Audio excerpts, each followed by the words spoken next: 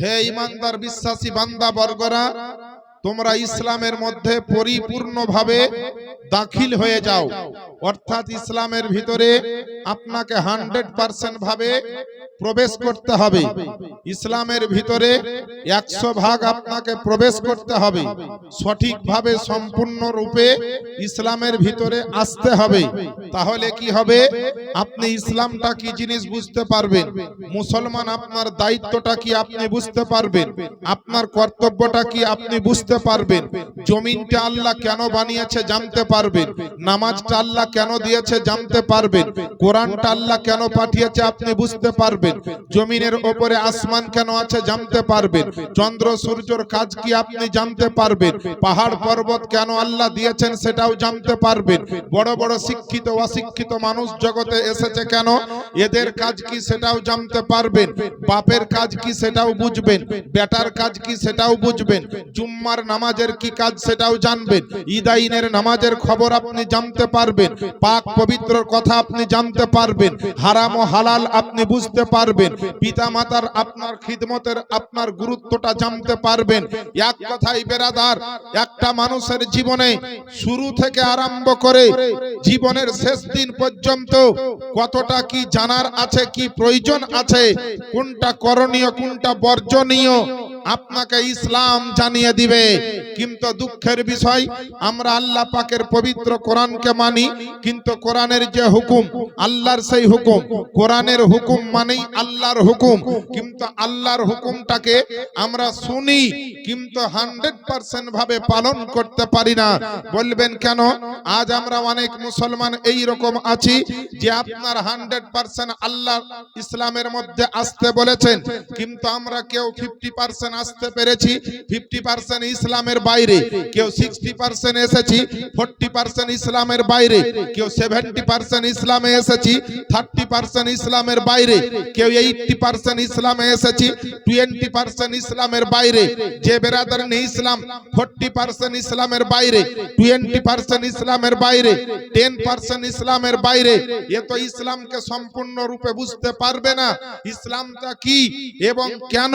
ইসলামে যারা থাকবে তাদের করণীয় বর্জনীয়টা কি আপনাকে যদি জানতে হয়, আল্লাহর কোরআন শরীফটাকে 100% ভাবে পালন করতে হবে। ওই হুকুমটা যে আল্লাহ পাক ঘোষণা দিলেন, ইয়া আইয়ুহাল্লাযিনা আমানু দুখুলু ফিস সিলমি কাফা, হে ঈমানদার বিশ্বাসী বান্দারা, তোমরা ইসলামের মধ্যে পরিপূর্ণভাবে দাখিল হয়ে যাও। যখন দাখিল হয়ে যাবেন তো আপনি ইসলাম সম্বন্ধে ওয়াকিবহল হয়ে যাবেন।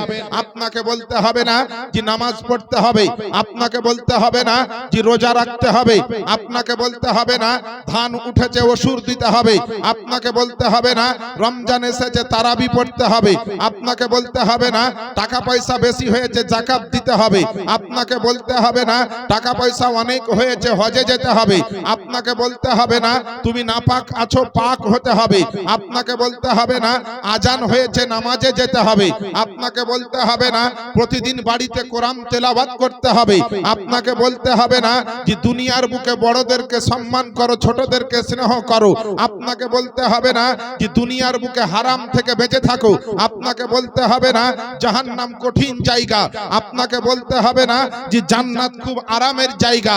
আপনি যখন ইসলামে চলে আসবেন তো ইসলামের সমস্ত জিনিস আপনার ভিতরে চলে যাবে, যদি সত্যিকারী আপনি মুসলমান হয়ে যেতে পারেন। আর এর জন্য তো মুমিন হওয়া লাগবে, আর মুমিন যদি হয়ে যেতে পারেন আল্লাহর রহমত খোঁজার জন্য মক্কা মদিনার দরকার হবে না, আল্লাহর রহমত খোঁজার জন্য শুধু নামাজ দরকার হবে না, আল্লাহর রহমত খোঁজার জন্য মসজিদ শুধু দরকার হবে না, আল্লাহর রহমত খোঁজার জন্য প্রথম কাজ হচ্ছে আপনাকে মুমিন হতে হবে। আর মুমিন হওয়ার পরে আপনি যেখানে যাবেন আল্লাহর রহমত আল্লাহ পাক আপনার কাছে পৌঁছে দিবে। আল্লাহ পাক কোরআন শরীফের মধ্যে বলেছেন সূরা আরাফ 56 নম্বর আয়াত 8 নম্বর পারা, রব্বে কায়নাত বলেন ইন্না রাহমাতাল্লাহি করিবুম মিনাল মুহসিনিন, নিশ্চয়ই মুমিনদের নিকটে রয়েছে আল্লাহ পাকের রহমত। সুবহানাল্লাহ বলে, সুবহানাল্লাহ বললে কি হবে? নেকি হবে, গুনাহ মাফ হবে, সম্মানের দরজাকে আল্লাহ উঁচু করবেন। আমার বাপজিরা ভাইরা, সারা জীবন তো আমরা গুনহার সাগরে ডুব দিয়ে আছি, কদমে কদমে পায়ে পায়ে আমাদের গুনাহ। আজকে একটু নেকি করার সুযোগ পেয়েছেন, গুনাহ ঝরাবার সুযোগ পেয়েছেন, গুনাহগুলা ঝরিয়ে একটু মুসলমান পাক পবিত্র হয়ে যান। একটা কথা বলবো মুসলমান, আজ আমাদের ভিতরে হাদিস ও কোরআনের যেই শিক্ষার দরকার, যেই পরিবেশটা আমাদের ভিতরে থাকা দরকার, আমাদের আদব কায়দা যেই ধরনের হওয়া দরকার, আমাদের ভিতরে মেল মোহব্বত যেমন দরকার, আমাদের ভিতরে ইউনিটি মেজরিটি পার্সেন্ট যেভাবে তৈরি করা দরকার, আজ আমরা মুসলমান নিজেদের মধ্যে লড়াই করে বিভাজন তৈরি হচ্ছে। আমাদের ভিতরে মুসলমান একতা নাই, আমাদের ভিতরে ধৈর্য নাই, আমাদের ভিতরে বুঝ শক্তি নাই, আমাদের ভিতরে একগ্রতা মনোযোগ নাই, আমাদের ভিতরে অনেক শিক্ষার অভাব, আল্লাহ আল্লাহ রসুলের মোহাব্বতের অভাব, যার কারণে আমরা বিভিন্ন দলে ভুক্ত হয়ে চলেছি। আজ ধর্মীয় কাজেও বিভিন্ন রকমের রূপে রূপান্তরিত হচ্ছে। এটা বড় লজ্জার বিষয়। আমার বাপজিরা ভাইরা, গায়ের রক্ত সবারই এক, মানুষ হিসাবে সবাই পরিচিত, মৃত্যু হবে সবারই এক, আল্লাহর কোরআন এক, আল্লাহ এক, নবী এক। আজ দুনিয়ার বুকে মুসলমান এমন একটা টাইম এসেছে, পিছনে পিছাতে পিছাতে দেওয়ালে আমাদের পিঠ ঠেকে গেছে। এরপরে যদি জোর জবরদস্তি মনে করেন যে পিছনে আপনার পিছাবেন, তাহলে হবে কি জানেন, আপনার দেওয়ালটা ভেঙে যাবে, আর দেওয়াল ভাঙলি আপনি শেষ। বেরাদার, আপনাদেরকে জোড়হাত করে বলি, আপনার ছেলেকে যদি কেউ একটা ছড়ির বাড়ি মারে, আপনার সহ্য হয় না। আপনার ছেলেকে যদি গালি দেয়, আপনার সহ্য হয় না। আপনার ছেলেকে যদি কেউ একটু আপনার বাইপ্রেসার করে, আপনি সহ্য করতে পারেন না। তো যে ছেলের গায়ে একটা কঞ্চির বাড়ি সহ্য করতে পারেন না, যে ছেলেকে আপনার একটা গালি দিলে সহ্য করতে পারেন না, জীবনে রক্ত থাকা পর্যন্ত লড়াই করেন, টাকার পর টাকা ঢালেন, কেসের পর কেস লড়তে রাজি আছেন, যুদ্ধের পর যুদ্ধ করতে রাজি আছেন, আমার বেটাকে গালি দিয়েছে, আমার বেটাকে একটা বাড়ি মেরেছে, এর জন্য আপনার রক্ত টকবক করে ফুটে, আপনি সহ্য করতে পারেন না। তো কাল হাসরের ময়দানে আপনার বেটা বেটিকে জাহান্নামের ফেরেশতা জাহান্নামের রশিতে করে বেঁধে টানতে টানতে আপনার সামনে জাহান্নামে দিবে। সেদিনকে মুসলমান কেমন করে সহ্য করবেন একটু ভাববেন বেরাদার। কেমন করে সেদিন সহ্য করবেন? যেই ছেলের জন্য আপনার কলেজা, যেই ছেলেকে বলেন তুমি আমার কলেজার সন্তান, দুই নয়নের তারা, আমার জানের জিগার, কত কি বলে আদর করেন, ওই ছেলেটা জাহান্নামে চলে যাবে আপনার চোখের সামনে। শুধু তাই নয়, যদি গার্জেন পক্ষ, অভিভাবক যারা, অভিভাবিকা যারা আপনার বেটা বেটিকে যদি নিয়ন্ত্রণ করতে না পারে, তাহলে সেদিনকে বেটা বেটি একাই জাহান্নামে যাবে না। ওই 1 জানুয়ারিতে আপনার ঢোল বাজিয়ে গান বাজিয়ে পিকনিক করে মদ পান করার কারণে আপনাকেও কিন্তু জাহান্নামে যেতে হবে। আমার সোনামানিক যুবক ভাইরা, আপনাদেরকে জোড়হাত করে বলি, আপনাকে আনন্দ যদি করতে হয়, আপনি গজল গেয়ে আনন্দ করেন। আনন্দ যদি করতে হয়, মা বাপের সেবার মাধ্যমে আনন্দ করেন। আনন্দ যদি করতে হয়, মসজিদে নামাজে গিয়ে আনন্দ করেন। আনন্দ যদি করতে হয়, জালসা শুনে আনন্দ করেন। আনন্দ যদি করতে হয়, কোরআন পড়তে পড়তে আনন্দ করেন। আনন্দ যদি নিতে হয়, দুনিয়াতে জায়েজ তরিকাতে, উত্তম তরিকাতে অনেক আনন্দ করার প্রথা আছে বেরাদার। কিন্তু আমরা মনে করি যে নামাজে গেলে শুধু দুঃখ থাকে, মসজিদে ধর্ম করতে গেলে শুধু দুঃখ থাকে। কিন্তু বেরাদার না, যদি জাহান্নাম থেকে বাঁচতে চাও, আল্লাহকে যদি খুশি করতে চাও, আল্লাহকে যদি রাজি করতে চাও, এক বাক্যে সবাই ইসলামের মধ্যে চলে এসো, আল্লাহর কোরআনের ওই আয়াতটার উপরে আমল করো। আজ দুনিয়া বাবা দুদিনকার, কিছুদিন পরেই যেদিন মারা যাবেন, ওই কবরে আপনাকে কেউ বাঁচাতে পারবে না। যদি আপনার নেক আমল না থাকে, নবীর মোহাব্বত না থাকে, আল্লাহর প্রতি ঈমান না থাকে। আমার বাপজিরা ভাইরা, দিনের আলোতে রাত্রে অন্ধকারে, পাহাড়ে গুহাতে, সিন্ধুকে বাড়ির ভিতরে আপনি যতই অন্যায় গুনাহ করেন, মানুষের চোখে বাঁচিয়ে দিতে পারেন, কিন্তু কসম খোদার, আপনার কাঁধে নেকি আর গুনাহ লেখার জন্য আল্লাহ ফেরেশতা মুকাররার করে রেখেছেন, নিযুক্ত করে রেখেছেন। ওই ফেরেশতার হাত থেকে কি করে বাঁচবেন?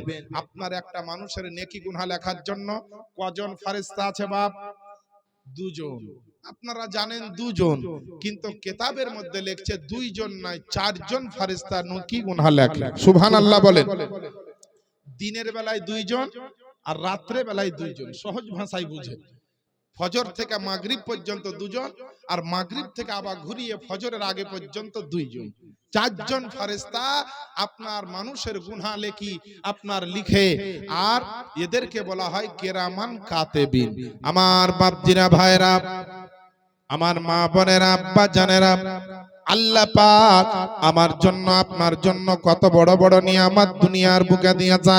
পৃথিবীর বুকে আপনি যেখানে আপনার খেয়াল করবেন, লক্ষ্য করবেন, আল্লাহ পাক এত বড় বড় নিয়ামত দিয়েছে, যে নিয়ামতগুলোর কাজ হচ্ছে আপনার জীবনকে পাল্টে দিবে, আপনার জীবনে আপনার ইনকিলাব এনে দিবে, আপনার জীবনটাকে আপনার পরিবর্তন করে দিবে। আমার বাপজিরা ভাইরা, আজকে যদি জমিনে আপনি তাকান তো আল্লাহর নিয়ামত দেখতে পাবেন, পানির দিকে তাকালে দেখবেন আল্লাহর নিয়ামত, পাহাড়ে দেখবেন তো আল্লাহ পাকের নিয়ামত, আসমানে তাকাবেন তো আল্লাহ পাকের নিয়ামত। কিন্তু এমন একটা বড় নিয়ামত আল্লাহ পাক বানিয়ে রেখেছে, যার নাম হচ্ছে আপনার পবিত্র জান্নাত। ওই জান্নাতটা কিন্তু আপনার সাধারণ ভাবে আপনার দেখা যায় না। আল্লাহ পাক যাদেরকে চান ওই জান্নাতটা স্বপ্নের মাধ্যমে আল্লাহ পাক দেখিয়ে দিতে পারেন। আল্লাহ আল্লাহ, এ দুনিয়ার মানুষ যদি জান্নাতে যাও, যদি জান্নাত পেতে যাও, দুনিয়ার বুকে জান্নাতে যেতে গেলে নেকির দরকার হবে, আর জাহান্নামের জন্য আপনার গুনাহ লাগবে। মানুষ কিন্তু গুনাহটা করাটা খুব সহজ মনে করে, কিন্তু নেকি করাকে খুব কঠিন মনে করে। কিন্তু না না মুসলমান, আপনি জানেন না, দুনিয়াতে নেকি করা খুব সহজ, আর আপনার গুনাহ করাটাই খুব আপনার কঠিন। এই শীতের রাত্রিতে একটা লোক যদি মনে করে আমি একটা বড় ধরনের গুনাহ করব রে বাপজিরা ভাইরা, যদি মনে করে আমি কারো বাড়িতে আপনার চুরি করতে যাব, তো আপনার কমসে কম রাত্রি 11 থেকে 12টা পর্যন্ত তাকে শীতের রাত্রে জেগে থাকতে হবে। পাড়ার মানুষ না ঘুমালে তো চুরি করা যাবে না। তারপরে পাড়াতে আপনার গলিতে কত কুকুর থাকে, এই কুকুরগুলা না ঘুমালে আমার চুরি করতে যাওয়া হবে না। তারপরে আপনার ছোট ছোট আপনার পোশাক পরে যেতে হবে, তারপরে বাড়ির গেট কিংবা তালা কষ্ট করে ভাঙতে হবে। তারপরে কারো বাড়িতে চুরি করলে পারে আল্লাহ পাক আপনার জন্য একটা গুনাহ দিবে।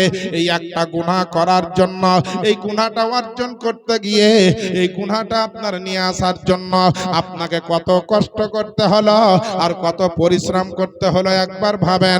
আর আপনি যদি আপনি মনে করেন নেকি করব, আজকে জালসার মাহফিলে হোক, মসজিদে আজানের পরে হোক, বাড়িতে যাই নামাজে বসে কোরআনের পাতা খুলে হোক, আপনি একবার যদি বিসমিল্লাহ শরীফটা পাঠ করে নেন, বিসমিল্লাহ শরীফে যতটা অক্ষর আছে প্রত্যেকটা অক্ষরের পিছনে আল্লাহ পাক 10-10টি করে নেকি আপনাকে দিয়ে দিবেন।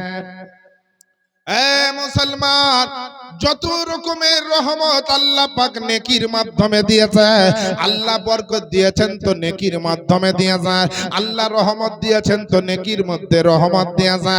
আল্লাহ আল্লাহ, কোন মুসলমান যদি অনেক হাদিস কোরআন নাও জানতে পারে, যদি শরিয়ত মোতাবিক চলে ইমানের সহিত, আর ওই মুসলমানটা যদি শুধু বিসমিল্লাহ শরীফের আপনার আমল করে, বিসমিল্লাহ শরীফকে সব সময়তে যদি মানতে থাকে আর পালন করতে থাকে আর পড়তে থাকে, ওই বিসমিল্লাহ শরীফ আপনাকে একদিন আপনার নাজাতের জারিয়া হয়ে দাঁড়াবে।